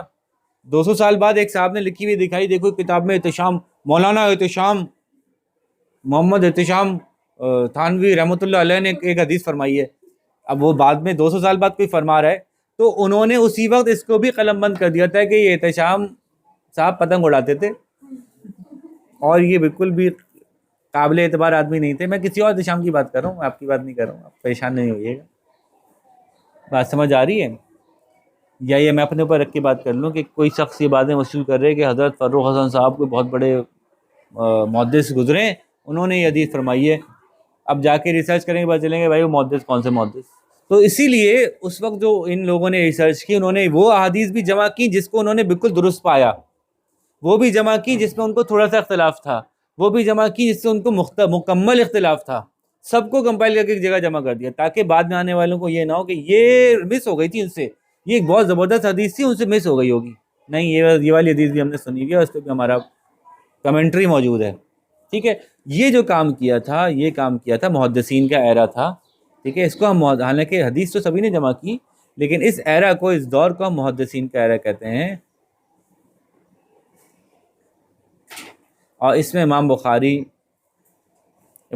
نے شروع نہیں کیا تھا، یہ ان کے بھی اساتذہ شروع کر چکے تھے. جیسے میں نے کہا یہ کام امام احمد بن حنبل کے دور میں اسٹیبلش ہو چکا تھا، لیکن امام بخاری نے اس کو پایہ تکمیل تک پہنچایا، اپنی لائف کا مشن بنا کے صرف یہی شروع کر دیا. اس سے پہلے ایسا نہیں ہوتا تھا. اس سے پہلے لوگ فقہ پہ بات کرتے تھے اور حدیث پہ بات کرتے تھے اور تفسیر پہ بات کرتے تھے اور قرآن پہ بات کرتے تھے. انہوں نے کہا میری زندگی کا مقصد یہی ہے بس، کیونکہ اس کے لیے آپ کو ٹریول بہت کرنا پڑے گا نا. پوری لائف کبھی ایک حدیث کے لیے ادھر جا رہے ہیں، ایک حدیث کے لیے ادھر جا رہے ہیں، 20 دنوں کی مسافت سے کبھی کہیں جا رہے ہیں کبھی کہیں، تو مطلب بڑا لمبا انہوں نے وقت لگایا. تو ساری لائف امام بخاری کے دوست تھے امام مسلم، ان کے شاگرد تھے امام ترمذی. اچھا اب کیا ہوا کہ اب ایک دفعہ انہوں نے بنا لیا تو انہوں نے کتابیں کیسے تشکیل دی اپنی، انہوں نے اپنی کتابوں کو کہا صحیح. امام بخاری اور امام مسلم نے صحیح کا مطلب ہے کہ وہ حدیث جو ان کے حساب سے ہر اعتبار سے روایت میں بھی پرفیکٹ ہے، کہنے والا بالکل سچا آدمی ہے، نیک آدمی ہے، اور جس نے جس سے کہا سب سے چین کنفرم ملتی ہے. اس بات کا ثبوت موجود ہے کہ یہ ان سے ملے تھے جن سے ملنے کی بات کر رہے ہیں. میں نے ابو ہریرہ سے سنا. ابھی بھائی ابو ہریرہ کہاں سے سنا ذرا، کہاں پایا تھا ابو ہریرہ کو تم نے؟ ابو ہریرہ کہاں رہتے تھے؟ اب اگر وہ نہیں جسٹیفائی کر سکتا اور یہ ثبوت نہیں ہے کہ یہ وہاں گیا تھا تو پھر اس کی حدیث نہیں لی جائے گی. تو وہ ثابت کرے کہ اس دور میں اس جگہ اس وقت موجود تھا جس دور میں ابو ہریرہ وہاں موجود تھے. تو اس کا ان سے ملنا، ان کے ساتھ تعلق ہونا ثابت کرنا، بڑی تفصیل سے انہوں نے پوری ایک لینتھی وہ بنائی تھی لسٹ. تو روایت کے معاملے میں دیکھا کرتے تھے بالکل درست ہے.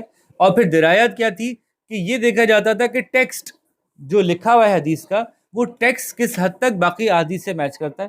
قرآن سے اس کا کوئی اختلاف تو نہیں ہے، وہ کوئی ایسا ٹاپک تو نہیں بیان کر رہا جو قرآن کے خلاف ہے، وہ کوئی ایسی بات تو نہیں کر رہا جو پہلے سے اسٹیبلش صحیح احادیث کے خلاف بات ہے. تو اگر وہ روایت میں بھی درست ہے، یعنی بالکل کریکٹ چین چل رہی ہے، وہ درایت میں بھی درست ہے، تو پھر اس صورت میں اس حدیث کو صحیح حدیث کے طور پہ لیا جاتا تھا. جس حدیث کا ٹیکسٹ یعنی متن یعنی درایت درست ہوتی تھی بالکل، لیکن روایت میں کہیں تھوڑی بہت کمی ہوتی تھی. ایک صاحب کے نام میں اشکال ہو رہا ہے کہ انہوں نے اس سے سنا تھا کہ اس سے سنا تھا، ٹھیک ہے، کہیں تھوڑی سی روایت میں کمی ہوتی تھی تھوڑی بہت، تو ایسی حدیث کو حسن لیا جاتا تھا. پھر ایک ایسی حدیث جس کے بارے میں یہ ہوتا تھا کہ یار یہ روایت میں بھی کمزور ہے، درایت میں بھی تھوڑی گڑبڑ لگ رہی ہے، روایت اور درایت دونوں کے معاملے میں اب یہ پکا معاملہ نہیں رہا ہے، اب یہ پکا نہیں رہا، تو اس کو ہم کہتے تھے ضعیف حدیث، ٹھیک ہے. اور ایک ایسی حدیث جس کے بارے میں سن کے کہا جاتا تھا بھائی یہ تو حدیث ہے ہی نہیں، یہ جھوٹ ہے، اس کو کہتے تھے موضوع. موضوع کہتے ہیں خود سے بنائی گئی گھڑی ہوئی، اس کو بھی لیکن جمع کیا گیا حدیث کی کتابوں میں، ٹھیک ہے، تاکہ پتہ رہے کہ اس زمانے میں یہ حدیث موضوع کے طور پہ مشہور ہو رہی تھی. بعد والے آ کے نہیں کہیں کہ جی ایک بڑے محدث گزرے فروغ حسن صاحب، ان کی کتاب میں موجود ہے، صحیح حدیث ہوگی. نہیں، ریسرچ ہوئی ہوئی ہے، یہ صحیح حدیث نہیں ہے، موضوع ہے، ٹھیک ہے. تو یہ بہت بہترین کام کیا اس وقت کے بڑے بڑے جید علماء نے. ابھی بہت سارے لوگ کچھ مسٹیک کرتے ہیں، وہ ایسا ہو سکتا ہے، کیا ایسا ہو سکتا ہے کہ ایک حدیث جو ایک صحابی نے ایک تابعی کو بتائی، تو وہ تابعی کے حساب سے تو بالکل سچی حدیث ہے نا. اس تابعی نے عبداللہ بھائی کو بتائی، عبداللہ بھائی نے زوار بھائی کو بتائی، زوار بھائی نے احتشام بھائی کو بتائی، احتشام بھائی نے فروغ بھائی کو بتائی. فروغ بھائی جھوٹے تھے، فروغ بھائی نے امام بخاری کو بتائی، امام بخاری نے ریسرچ کیا، فروغ بھائی بہت جھوٹے آدمی تھے. امام بخاری وہ حدیث لیں گے؟ صحیح حدیث کے طور پہ لیں گے؟ نہیں لیں گے. لیکن جس وقت وہ صحابی سے نکلی تھی اس وقت وہ صحیح حدیث تھی، اس وقت وہ صحیح تھی. تو کچھ احادیث، اچھا ایسا نہیں ہے کہ یہ بہت ساریوں کے ساتھ ہوا ہے، کچھ ایسی بھی سچویشنز ہیں جس میں ایسا پاسبل ہے، لیکن اس میں کوئی حرج نہیں ہے کہ صحیح حدیث تک پہنچنے کے لیے کچھ صحیح حدیث کو اگر ہم جانے بھی دیں تو بھی ہمیں بڑا زبردست علم مل گیا. لیکن اس سے کیا فرق پڑتا ہے؟ بعض اوقات ایسا ہو رہا ہے کہ امام مالک نے ایک کانسیپٹ جنریٹ کیا ہے، میں نے حدیث کے مطابق کہا ہے کہ یہ چیز ایسے ہوتی ہے، اور امام بخاری فرمانے کہ یہ جو حدیث لے کے آئے یہ ضعیف ہے. تو ایسا ہو سکتا ہے کہ کسی مقام پہ امام مالک جو حدیث لائے تھے وہ اس وقت ضعیف نہیں تھی، لیکن اب ضعیف کنسیڈر کی جا سکتی ہے، ٹھیک ہے. تو یہ بات کلیئر ہونی چاہیے، کیونکہ اسی کی بنیاد پہ جو ہے نا بہت سارے لوگ آپ کو گمراہ کرتے ہیں. اوے تم ایسے نماز پڑھتے ہو تو ضعیف حدیث ہے، جیسے تم پڑھ لو. تم نے ایسے نماز پڑھ لی، صحیح بخاری میں دیکھو ایسے نہیں لکھا، تم تو ایسے پڑھتے ہو. تم نے ایسے کام کیا، یہ تو صحیح بخاری میں نہیں لکھا. تو بہت سارے کام ایسے ہیں جس میں کہ ایک سے زیادہ روایات موجود ہیں اور اس میں دلائل موجود ہیں، اور اس کو بڑا تفصیل سے ریسرچ کر کے سامنے لے کے آیا گیا. اس کو محض ایک لائن میں آپ رد نہیں کر سکتے، جیسے کہ آج کل کرنے کا ایک سٹائل بن گیا ہے لوگوں کو پریشان کرنے کے لیے. تو واپس آتے ہیں جی. اپنے کانسیپٹ کی طرف سے امام بخاری، امام مسلم، امام ترمذی، ابن ماجہ، نسائی اور ابو داؤد، یہ لوگ جو تھے ان سب نے صحاح کے درجے میں کام کرتے رہے اور مختلف اینگل سے کیا، لیکن یہ ذہن میں رکھیے گا سب نے اب دوبارہ کیوں بنائی؟ امام بخاری نے جب ساری حدیث کمپائل کر کے علم و رجال کو فائنلائز کر کے اپنے طور پہ ایک مشن کمپلیٹ کر لیا، امام مسلم کے ساتھ مل کے ایک بڑا زبردست ایک سٹرکچر بنا دیا حدیث کا، پھر امام ابن ماجہ کو دوبارہ کیوں آنا پڑا؟ انہوں نے کیوں اپنی نئی کتاب لکھی؟ یا ترمذی صاحب نے اپنی کتاب الگ سے کیوں لکھی جو تو انہی کے اسٹوڈنٹ تھے؟ تو ہر ایک نے ایک اینگل الگ سے لیا، انہوں نے کہا اوکے امام بخاری نے زبردست کام کر دیا، اس کام کو ایکسیپٹ کرتے ہیں، وہ اپریشیٹ کرتے ہیں، زبردست، لیکن ابھی ہمیں بھی کوئی حدیث میں کام کرنا ہے یار، مطلب ہمیں بھی جنت میں زبردست مقام بنانا ہے، ہمیں ساری محنت دن رات حدیث میں ہی کرنی ہے، ہم بہت انسپائرڈ ہے امام بخاری سے، امام بخاری کی ذات سے پھر ایک پوری آنے والی 3 نسلیں انسپائرڈ ہو کے چلی ہیں۔ یہ ہر ویسے نا امام مالک جب محدث تھے، فقیہ تھے، امام ابو حنیفہ جب فقیہ تھے تو 3 نسلیں فقیہ، فقہ فقہ فقہ فقہ پہ چلی ہیں، اتنا انسپائرڈ ہوئے ان کی ذات سے، ان کے کام سے، کہ پوری پوری نسلیں جو ہیں وہ ہر وقت وہی کام کرنے میں لگ گئیں کہ ہم بھی فقیہ بنیں گے۔ پھر امام بخاری نے جو یہ کام کیا وہ زبردست، محدثین کا جو کام شروع کیا وہ اتنا زبردست کیا، 3 نسلیں گزر گئیں وہ یہی کام کرنے لگیں کہ ہم بس یہی کرنا چاہتے ہیں۔ تو ہر ایک نے اپنے اینگل سے تھوڑا سا ڈفرینٹ کام کیا کہ میں وہ والی حدیث جمع کرتا ہوں جو بخاری اور مسلم دونوں میں موجود ہو، اوکے جی، میں وہ والے اینگل سے حدیث جمع کرتا ہوں جس کے اندر یہ والا اینگل شامل ہو جو بخاری نے نہیں چھوڑی، اور اس طرح سے کچھ نہ کچھ کر کے انہوں نے تھوڑا سا اینگل ڈفرینٹ کر کے اپنے طور پہ احادیث کو جمع کیا، تو آپ کو کم و بیش ایک جیسی حدیثیں ملیں گی، 19-20 کا فرق ہے خالی، لیکن کچھ 1-2 ہزاروں میں کوئی 4-5 حدیث ایسی ہوں گی جو آپ کو ڈفرینٹ مل جائیں گی، ورنہ اصول چونکہ سیم تھے نا سب کے، ہاں لیکن اینگل کا ڈفرینٹ ہے، میں اس اینگل سے حدیث جمع کر رہا ہوں، اس اینگل سے حدیث جمع کر رہا ہوں، وہ چونکہ آپ کے کورس کا پارٹ نہیں ہے تو میں ڈیٹیل میں نہیں جاؤں گا ورنہ بہت لمبا ہو جائے گا معاملہ کہ نسائی نے کیا اینگل لیا تھا بخاری اور مسلم کے ساتھ میں، کہ کیونکہ اسٹوڈنٹ تھے انہیں سے پوچھ کے تو کر رہے تھے، تو ایسے تھوڑی کہ اپنے طور پہ الگ سے 1.5 اینٹ کی مسجد بنا لی تھی، ٹھیک ہے۔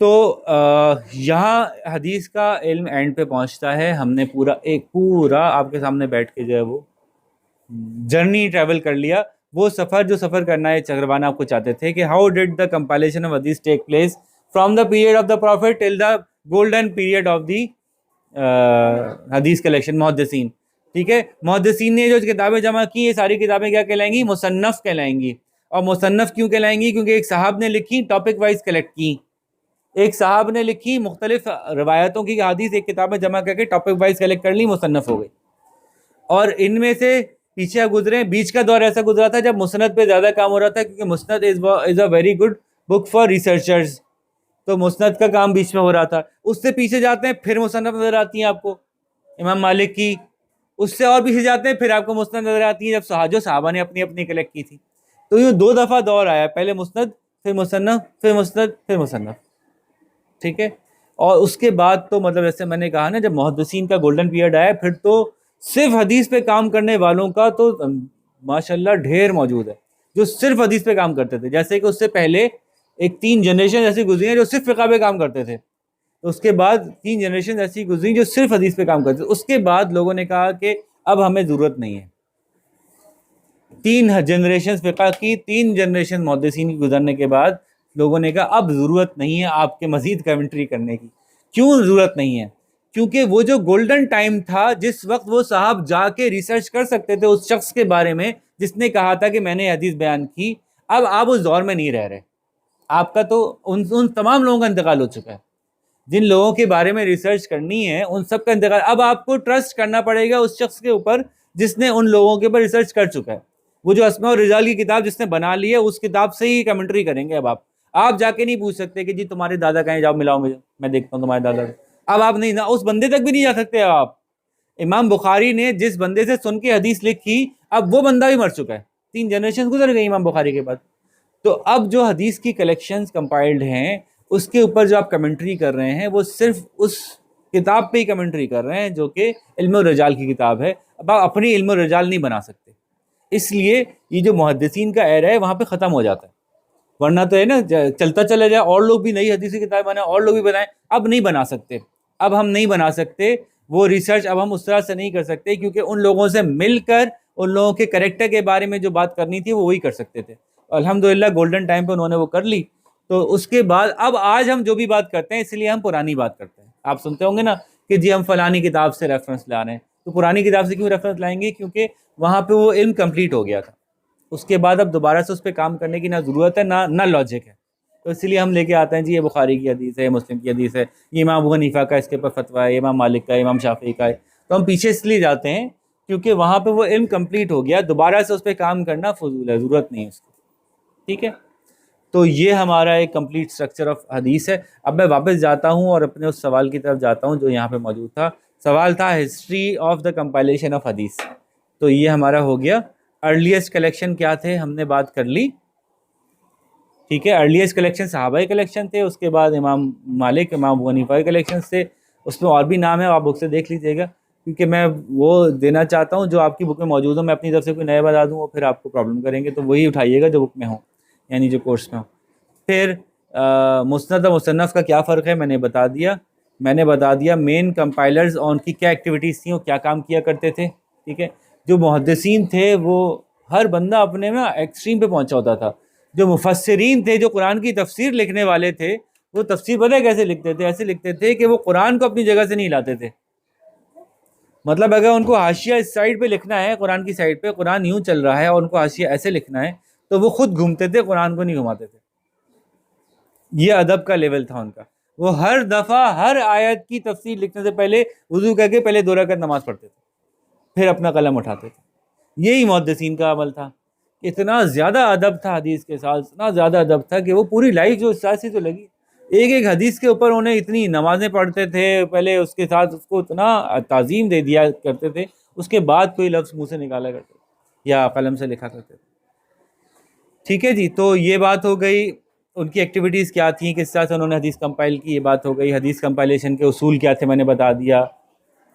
Method based on examination on chain of transmitters, اسناد کا کیا میتھڈ تھا, کس طرح دیکھا جاتا ہے کہ کس نے کس سے کہا, ان میں سے ہر بندے کو جانچا جاتا ہے, اس کا کردار, اس کی شخصیت, اس کی ٹرسٹ وردینس, اس کا وہاں موجود ہونا کہ جس سے کہا گیا وہ وہاں تھا کہ نہیں تھا.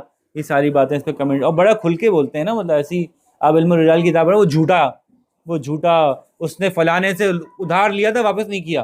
اتنی تفصیل موجود ہے کہ میں فلانے گھر گیا, اس سے مل کے آیا, پتہ چلا اس نے 4 دفعہ ادھار لے کے واپس نہیں کیا. او بھائی, مطلب بندوں کے بارے میں اتنی ریسرچ کر کے انہوں نے ڈالی ہوئی ہے کہ آپ کو پتہ ہے کہ یہ کس ٹائپ کا بندہ ہے جو یہ بات کہہ رہا ہے. آپ باقاعدہ فیل کر سکتے ہیں, اگر آپ علم الرجال پڑھ کے حدیث پڑھتے ہیں تو آپ یہ فیل کر سکتے ہیں کہ جو بات کہہ رہا ہے وہ آپ اس کو دیکھ رہے ہیں اپنے سامنے. ٹھیک ہے, آپ اس کے کریکٹر کو بنا سکتے ہیں کہ کس ٹائپ کا آدمی ہے, ایک بہت نیک بزرگ ہیں یا کوئی بس ایسے ہی. ٹھیک ہے, تو میتھڈز ہم نے کر لی. Main features of 6 collection of Sunni hadith. ابھی سنی حدیث کے اوپر تو ہم نے بات کر لی, شیعہ حدیث پر بات نہیں کی, وہ ہم کریں گے انشاءاللہ.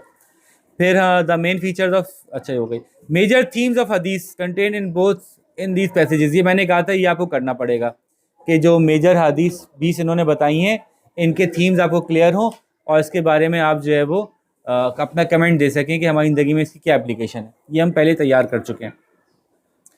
حدیث کا یوز لیگل تھنکنگ میں اور سگنیفیکینس ان مسلم لائف, یہ لاسٹ رہ گیا, اس کے اوپر ہم بات کرتے ہیں, پھر آج یہ والی ڈسکشن کمپلیٹ کرتے ہیں. بریک لیتے ہیں چھوٹا سا.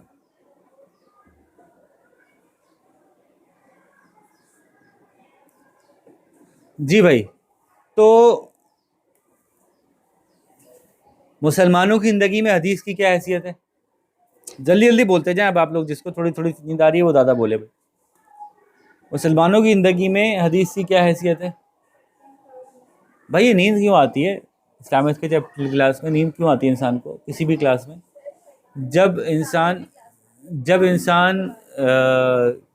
تھکا ہوا محسوس کرتا ہے, اس کے دماغ کے اوپر بوجھ آتا ہے. جسم کا کوئی بھی حصہ زیادہ کام کرتا ہے, دماغ تو سب سے زیادہ بھاری ہوتا ہے نا. جسم کا کوئی بھی حصہ زیادہ کام کرتا ہے تو وہ اس طرح کے کیمیکلز ریلیز کرتا ہے جو برین کو میسیج دیتے ہیں کہ ہم تھک گئے, ہمیں سونا ہے. ٹھیک ہے, تو برین کو نیند آنا شروع ہو جاتی ہے. اس صورت میں سب سے اچھا جو علاج ہوتا ہے وہ یہ ہوتا ہے کہ اپنے بلڈ کو تھن کر لیا جائے. خون کے اندر خون پتلا کر لیں تو خون کے بہنے کی رفتار بڑھ جائے گی, دماغ تک آکسیجن بہت ساری پہنچے گی, اور جب دماغ پہ آکسیجن بہت ساری پہنچے گی تو نہیں, یہ ریکارڈنگ اس میں بھی جائے نا, لوگوں کو سب کو پتہ چلے, دماغ تک بہت ساری آکسیجن پہنچے گی تو آپ واپس جاگ جائیں گے. پبلک سروس میسیج ہے. تو اس لیے میں آپ کو یہ مشورہ دیتا ہوں بہت سارے لوگ یہ کرتے ہیں نا چائے اور کافی پیتے ہیں, کافی بھی یہی کرتی ہے, کافی جا کے تھن کر دیتی ہے اس ایلیمنٹ کو جو کہ نیند لے کے آتا ہے, اس کو بائنڈ کر کے بیٹھ جاتی ہے. تو اس کے بجائے آپ یہ بھی کر سکتے ہیں کہ آپ بہت سارا پانی پئیں, اس سے کیا ہوتا ہے بلڈ تھن رہتا ہے, آکسیجن زیادہ کیری ہوتی ہے برین تک, نیند کم آتی ہے. تو آپ سب لوگ جو ہے وہ 2 گلاس پانی پئیں, پھر باتھ روم کے چکر لگائیں, اس سے اب اور جاگ جائیں گے. باتھ روم سے ہو کے آئیں گے پھر جاگے ہوئے ہوں گے, اب ہاتھ منہ دھو کے آئے ہوں گے. ٹھیک ہے, تو جو بچے دیر تک پڑھنا چاہتے ہیں ان کو یہ مشورہ ہے کہ اپنے ساتھ پانی کا کولر رکھیں, بوتل سے کام نہیں چلے گا.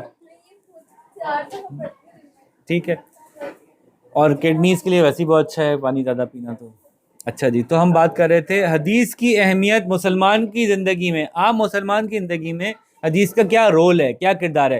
یہ ذہن میں رکھتے ہوئے اٹیمپٹ کر رہے ہیں ہم کہ جیسے کہ ایگزام میں کوشچن آتے ہیں. ٹھیک ہے, یہ پیپر کا ریویو ہے. تو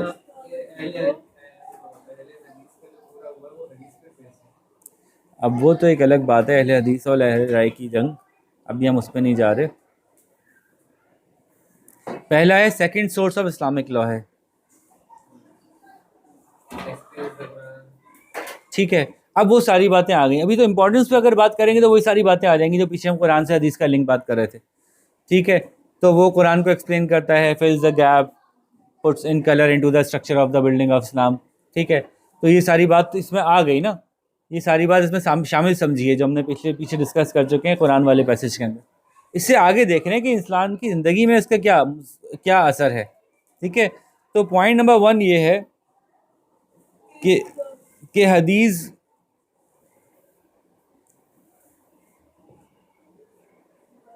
explains how to do what Allah asks us to do. یہ جو ہاؤ کا امپلیمنٹ ہے نا, یہ حدیث میں ہوتا ہے. اللہ نے کہا نماز پڑھو, کیسے پڑھو, یہ حدیث ہمیں سمجھاتی ہے. ٹھیک ہے, متقی بنو, تقوی والے بنو, تقوی والا کیسے بنو, یہ حدیث ہمیں سمجھاتی ہے. ٹھیک ہے, تو چیزوں کے بارے میں کیسے کیا جائے, ہاؤ ٹو کو حدیث ہمیں ایکسپلین کرتی ہے. ٹھیک ہے, اب ہاؤ ٹو کے اندر حدیث ہمیں اگین حدیث کو اگر ہم دوبارہ ڈیپتھ میں جائیں تو حدیث کے چیپٹرز بھی اسی طرح سے ڈسٹریبیوٹیڈ ہیں کہ حدیث ہمیں بتاتی ہے ایمان کے بارے میں. ٹھیک ہے, حدیث کا سب سے پہلا چیپٹر عام طور پہ کتابوں میں ایمان پہ ہی ہوتا ہے, کتاب الایمان. ٹھیک ہے, حدیث ہمیں بتاتی ہے عبادہ کے بارے میں, آبلیگیشنز کہہ لیں, اور وہی آبلیگیشنز کو ہم یہاں پہ ڈسٹریبیوٹ کریں گے کتنے ٹکڑوں میں, عروج اور سبد. آگے ہو کے بیٹھیں گے تھوڑا سا آگے, اب آپ کی توجہ چاہیے. عبداللہ بھائی, دبا بھائی, آگے ہو کے ذرا تھوڑا سا یہ دیکھیں میں کیا لکھ رہا ہوں. ایمان کے بعد حدیث بتاتی ہے ہمیں آبلیگیشن. آبلیگیشن کو 2 ٹکڑوں میں توڑتے ہیں ہم. کون کون سی ٹکڑوں میں؟ آبلیگیشن فرائض ٹورڈز اللہ. اب اس میں کیا کیا آ جاتا ہے؟ نماز یعنی صلاۃ, زکوٰۃ, فاسٹنگ, حج. ٹھیک ہے, اور ٹورڈز ہیومنز, جس کو ہم حقوق العباد کہتے ہیں, وہ کیا کیا ہوتے ہیں کہ جی جس کو آپ کہتے ہیں معاملات کہتے ہیں ہمارے یہاں حدیث کے, اس میں معاملات, اس میں سوسائٹی کے ساتھ جو بھی آپ کے معاملات ہیں. معاملات 2 طرح کے ہوتے ہیں, ایک وہ معاملات جو سوشل ابلیگیشنز ہوتے ہیں, ایک وہ معاملات جو اچھے انسان کی نشانی ہوتے ہیں. ٹھیک ہے, تو جس کو ہم کہتے ہیں کریکٹر بلڈ کرتی ہے, اور آپ کی سوشل آبلیگیشن بتاتی ہے. یعنی یہ آپ کے سوسائٹی میں فرائض ہیں, یہ آپ کا کردار ہے. یعنی جیسے کہ سچ بولنا ہے, ٹروتھ فلنس. ٹھیک ہے, جیسے کہ وعدہ پورا کرنا ہے, جیسے کہ آپ کا غریبوں کا خیال کرنا ہے. ٹھیک ہے, جیسے کہ دھوکہ نہیں دینا, جیسے کہ اپنی نظریں جھکا کے رکھنا ہے. ٹھیک ہے, تو یہ آپ کا کردار بناتی ہے حدیث. پھر حدیث آپ کا جو ہے سوشل ابلیگیشنز کو واضح کرتی ہے, ایک شخص کا دوسرے شخص پہ کیا فرائض ہیں, کیا احکامات ہیں. یعنی نکاح کا کیا حکم ہے, کیونکہ نکاح ایک کانٹریکٹ ہے نا, تو نکاح کے کیا احکامات ہیں, ایک دوسرے پہ کیا فرض آتا ہے, عورت پہ کیا فرض ہے, مرد پہ کیا فرض ہے, ماں باپ کے اولاد پہ کیا فرائض ہیں, اولاد کے ماں باپ پہ کیا فرائض ہیں, کیا حقوق ہیں. ٹھیک ہے, تو حقوق اور فرائض کی ایکسپلینیشن بھی جو ہے وہ پڑوسی کا پڑوسی سے کیا حق ہے، ٹھیک ہے، حکومت کا عوام سے کیا حق ہے، عوام کا حکومت سے کیا کیا حقوق ہیں، تو حقوق اور فرائض بھی حدیث میں، قرآن کی طرح سے حدیث میں بھی یہ پورا چیپٹر ایکسپلین کیا ہوتا ہے. آپ یاد کریں بالکل اسی طرح سے میں نے قرآن کو ایکسپلین کیا ہے نا. اچھا آپ یہ کہیں گے سر یہ تو بالکل ایک ہی پیٹرن پہ دونوں جواب دیں گے کیا؟ ہم جب ہم قرآن کے بارے میں پورا ہی لکھیں گے پھر حدیث کے بارے میں پورا لکھیں گے، لوگ کہیں گے نہیں تو ایک ہی بات دو جگہ لکھ دی. یہ دو الگ الگ پیپرز ہیں بھائی، یہ دو الگ الگ پیپرز ہیں، ایک جگہ نہیں ہے پیپر، یہ ایک دن میں بھی نہیں ہو رہا، یہ ایک ساتھ رکھ کے چیک نہیں ہو رہے. قرآن کا پیپر الگ ہوگا، حدیث کا پیپر الگ ہوگا. تو آپ بالکل ایگزیکٹلی اسی پیٹرن پہ حدیث سے ہی بات کر سکتے ہیں جس پیٹرن پہ قرآن بات کی، کوئی عرض نہیں ہے. بلکہ آپ کو ایڈوانٹیج کیا ہے کہ آپ کو ایک چیز دو دفعہ یاد نہیں کرنی پڑے گی. وہی پیٹرن یعنی اسلام کی ایکسپلینیشن قرآن کیسے دیتا ہے ہماری لائفز میں، جیسے قرآن دے رہا ہے ویسے ہی حدیث دے رہی ہے، اسی پیٹرن پہ دے رہی ہے. تو وہ پیٹرن دونوں جگہ سیم رکھنے میں کوئی حرج نہیں ہے. تو آپ یاد کریں میں نے قرآن والی کلاس میں ایگزیکٹلی ایسے ہی بنایا تھا، ہے نا، کہ فرد کے بارے میں بنایا تھا، یہ انڈیویجول کا چل رہا ہے ابھی. پھر میں بات کروں گا اسٹیٹ کا، بالکل اسی طرح سے قرآن کی بات کی تھی ہم نے کہ فرد تھا، فرد میں ایمان تھا، پہ ابلیگیشن تھی، ابلیگیشن ٹورڈز اللہ، ٹورڈز ہیومن میں دو رکھی تھی، ایک کریکٹر کے حوالے سے تھی، ایک آپ کی فرائض اور تعلقات کے حوالے سے تھی بات، ٹھیک ہے. اور اس کے بعد ہم نے کہا تھا کہ ایمان ہو گیا، ابلیگیشنز ہو گئیں، اس کے بعد کیا تھا، اس کے بعد تھی ہماری انر اسپریچول اپ برنگنگ، اسپریچول ڈیولپمنٹ کے لیے حدیث ہمارے پاس موجود ہیں. دعا کیسے مانگتے ہیں، اللہ سے تعلق کیسے جوڑتے ہیں، کنیکٹ ود اللہ کیسے کرتے ہیں، ٹھیک ہے. جنت دوزخ کا معاملہ قصہ کیا ہے، جنت میں کیسے جائیں گے، دوزخ میں کیسے جائیں گے، اسپریچولی ہمیں کنیکٹ کرنا اسلام سے، ہمارے ایمان پہ محنت کرنا. اچھا ایمان میں محنت تو یہاں ویسے بھی ہوئی ہے، لیکن یہاں پہ جو ایمان کی بات کی جاتی ہے وہ اللہ پہ ایمان کی ڈائریکٹ بات کی جاتی ہے. ہم جب اسپریچول اپ برنگنگ یا اسپریچول ڈیولپمنٹ کی بات کرتے ہیں تو ہم وہاں پہ انسان کے مزید ڈیولپ ہونے کی بات بھی کرتے ہیں نا، کہ انسان اپنے اوپر قابو رکھے، اپنے اوپر اختیار رکھے، اپنے نفس امارہ پہ قابو پا کے رکھے، اپنے نفس لوامہ کو بالیدگی کرے. کس طرح سے وہ حاصل کر سکتا ہے، اس کے بارے میں حدیث موجود ہے. اسپریچولی انسان کو گائیڈ کرتی ہیں کہ کیسے وہ ہیپیلی اس کو دنیا میں اور آخرت میں کیسے ہیپینس کے ساتھ وہ زندگی گزار سکتا ہے، ٹھیک ہے. اسی طرح سے ہم نے کہا تھا جیسے قرآن میں کہا تھا ویسے ہی کہا تھا کہ حدیث جو ہے وہ ایک اسٹیٹ کو جو ہے وہ یہ بتا رہی ہے کہ کس طرح سے ایک اسٹیٹ دوسرے مسلمانوں سے ڈیل کرے گی، کیسے ڈیل کرے گی، ان کو اس میں کیا کیا چیزیں آتی ہیں حدیث میں جو قرآن میں آئی تھیں. کیا کیا چیزیں آئی تھیں بھائی؟ جسٹس، ٹھیک ہے، ایگزیکٹلی وہی ساری باتیں، ایک ہی پیٹرن آپ دو جگہ اپلائی کریں گے. جسٹس آ گیا، اور پھر اسٹیٹ کا ریلیشن شپ، ویلفیئر، جسٹس ہو گئی، ویلفیئر ہو گئی، اکاؤنٹیبلٹی. اس کے اوپر آپ بہت ساری باتیں کر سکتے ہیں. لوگوں کی فلاح و بہبود کے لیے حکومت قائم ہے، لوگوں کو فلاح و بہبود کر رہی ہے. وہ حضرت عمر کا قصہ کہ جس کے دریائے فرات پہ اگر ایک کتا بھی بھوکا بیٹھ جاتا ہے یا بھوکا سو جاتا ہے تو اس کے بارے میں اس سے سوال ہوگا. یہ اکاؤنٹیبلٹی کی فیلنگ ہونا، ٹھیک ہے، ویلفیئر کی فیلنگ ہونا. تو یہ ہم حدیث میں بھی پورا کا پورا یہ اسٹرکچر موجود پاتے ہیں. اور پھر اچھا وہ بات ضرور کرنی ہوتی ہے، مجبوری ہے ہماری کہ وہ جو ہمیں ایکسپلیسٹلی بتانا پڑتا ہے الحمدللہ، حالانکہ یہ سب کچھ ہماری تربیت کا حصہ ہے کہ ہم کمزوروں سے کیسے ڈیل کرتے ہیں، ٹھیک ہے، اور ہم نان مسلم سے ہمارا کیا ریلیشن شپ ہوتا ہے. نان مسلمس بھی حدیث میں ایکسپلین ہیں، اور جو کمزور ہیں، کمزوروں کے بارے میں تو آپ صلی اللہ علیہ وسلم کا جاتے جاتے کہہ گئے نا، آخری وقت تک جو بات کہہ گئے. اس میں آپ لاسٹ سرمن کے اوپر بات کر سکتے ہیں کہ لاسٹ سرمن جو ہے ہمارے آپ صلی اللہ علیہ وسلم کا، اس میں بھی انہوں نے جو ہے وہ کمزوروں کے بارے میں، انڈر پریولیج جس کو ہم کہتے ہیں، انڈر پریولیج جو سوسائٹی کے ممبرز ہیں، خواتین ہیں، بچے ہیں، غلام ہیں، جو بھی نوکر چاکر ہیں آپ کے، تو وہ سب کے بارے میں حدیث کس طرح سے ہمیں گائیڈ کرتی ہے، ان سے کتنا رحم، مہربانی، محبت، ٹھیک ہے. اور محنت سے کام کرنے والا قیامت کے دن ایسے ہوگا میرے ساتھ جیسے دو انگلیاں ہیں. تو اس طرح کی تمام باتیں ہم یہاں پہ ریلیٹ کر سکتے ہیں. اور نان مسلم سے کیسے ڈیل کرنا ہے، یہ بھی حدیث کے اندر پوری ایکسپلینیشن موجود ہے. تو یہ اسٹرکچر ہے حدیث کا، ایگزیکٹلی یہی اسٹرکچر ہے قرآن کا، جس سے وہ عام مسلمانوں سے کنیکٹ کرتا ہے. حدیث بھی ایسے ہی عام مسلمانوں سے کنیکٹ کرتی ہے. اور حدیث کی سگنیفیکنس کیا ہے انسانوں کے سوچ میں اور انسانوں کے ایکشنز میں. تو انسانوں کی سوچ اور ایکشن میں حدیث کی سگنیفیکنس میں سب سے پہلے آپ کیا لے کے آئیں گے؟ ریفرنس لے کے آئیں گے. اطیع اللہ و اطیع الرسول سے شروع کریں گے. یاد ہے ذرا اس پہ ذرا فٹافٹ 2-4 پوائنٹس تو نکالیں. حدیث پہ عمل کرنا کیوں ضروری ہے؟ Why do Muslims need to act upon حدیث؟ اس اینگل سے ذرا کور کر لیں, ٹاپک ختم ہو جائے گا, پھر ہم بریک کرتے ہیں. ٹھیک ہے, پہلا پوائنٹ کیا آئے گا؟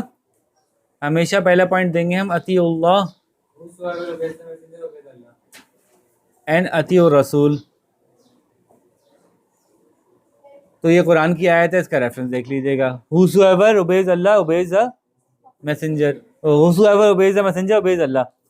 ٹھیک ہے, جو اللہ کے رسول کی اطاعت کرتا ہے. یہاں سے شروع کریں گے اور پھر اور کیا کیا بات کر سکتے ہیں. پھر ایک اور روایت آ گئی, جو اللہ کے رسول دیں وہ لے لو, جو اللہ کے رسول جس سے روکیں اس سے رک جاؤ. ایک ریفرنس اور آ گیا. اور کوئی پوائنٹ بتائیے نا. آپ پھر ایک ریفرنس دے رہے ہیں, ریفرنس نہیں پوائنٹ بتائیں. حدیث پہ عمل کرنا مسلمانوں کے لیے کیوں ضروری ہے؟ کیونکہ حدیث از دی ایکسپلینیشن آف قرآن. ہر لحاظ سے ایکسپلینیشن آف قرآن. وہ ساری باتیں جو پیچھے آ گئی ان سے لنک کرنا پڑے گا اب آپ کو اس جواب میں, کہ hadith is the explanation of the holy Quran. Hadith is the detail that fills the structure of the Holy Quran. If we do not implement Hadith, we are not implementing the Quran. If we are not implementing Hadith in our lives, we are not implementing Islam. ٹھیک ہے, حدیث جو ہے وہ اسلام کا بنیادی جزو ہے. اگر حدیث پہ عمل نہیں کریں گے تو آپ اسلام پہ عمل نہیں کر رہے. یہ اسٹیبلش کرنا پڑے گا آپ کو یہاں پہ, کہ اس ایکسپلینیشن کو لینا پڑے گا کہ قرآن کو پہ عمل کرنے کے لیے اور اسلام پہ عمل کرنے کے لیے آپ کو حدیث سے عمل کریں. اور آپ کو یہ والی روایت پھر یہاں پہ دیں گے کہ وہ اپنی طرف سے کچھ نہیں کہتے. ٹھیک ہے, وہ والی روایت ہے نا,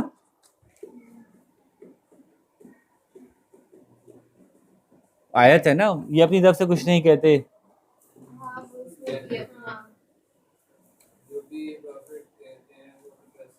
جی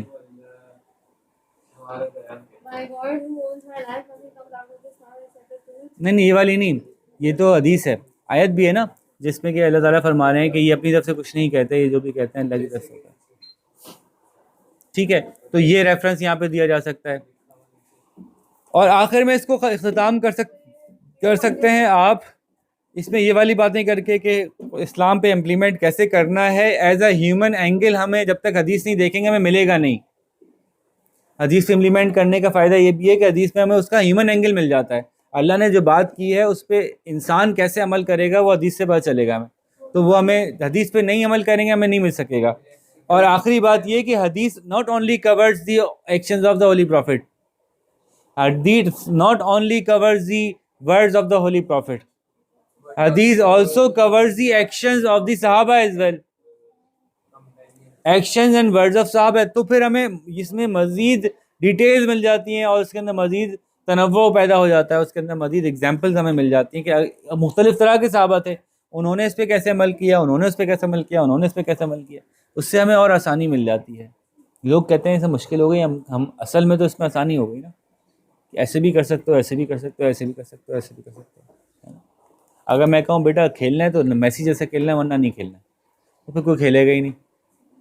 تو ہر ایک نے الگ الگ اسٹائل سے کھیلا, تو میں سے بھی کھیل سکتا ہوں, تو میں سے بھی کھیل سکتا ہوں, ہے نا. تو یہاں پہ یہ بات ختم کرتے ہیں ہم اپنی, کہ مسلمان جو ہیں وہ اپنی لائف میں سکسیس اسی سے حاصل کر سکتا ہے. میں آپ سے کہتا ہوں کہ ہمیشہ اس والے ٹاپک کی اینڈ کیسے کرتے ہیں کہ میں تمہیں 2 چیزیں چھوڑ کے جا رہا ہوں, ایک قرآن اور ایک حدیث, ان کو پکڑ لینا, تم گمراہ نہیں ہوگے. یہ والی روایت پہ اس ٹاپک کو اینڈ کیا جا سکتا ہے. تو یہاں پہ ہم آپ کو یہ لیسن اینڈ کرتے ہیں, اور انشاءاللہ اب نیکسٹ ویڈیو کے ساتھ حاضر ہوں گے تھوڑی دیر میں ہی ہم اگلی بنا لیں گے, آپ لوگ سن لیجیے گا انشاءاللہ. اور اس میں ہم ڈسکس کریں گے ٹاپک نمبر 3, جو ہے کہ period of the rule of the rightly guided caliphs, یعنی حضرت عمر, حضرت ابوبکر, حضرت عمر, حضرت عثمان اور حضرت علی کے دور کے میں کیا کیا ہوا, مین اچیومنٹس کیا تھیں. ٹھیک ہے جی, ٹھیک ہے. یہاں پہ آپ سے اجازت چاہیں گے, اپنا خیال رکھیے گا. اللہ حافظ.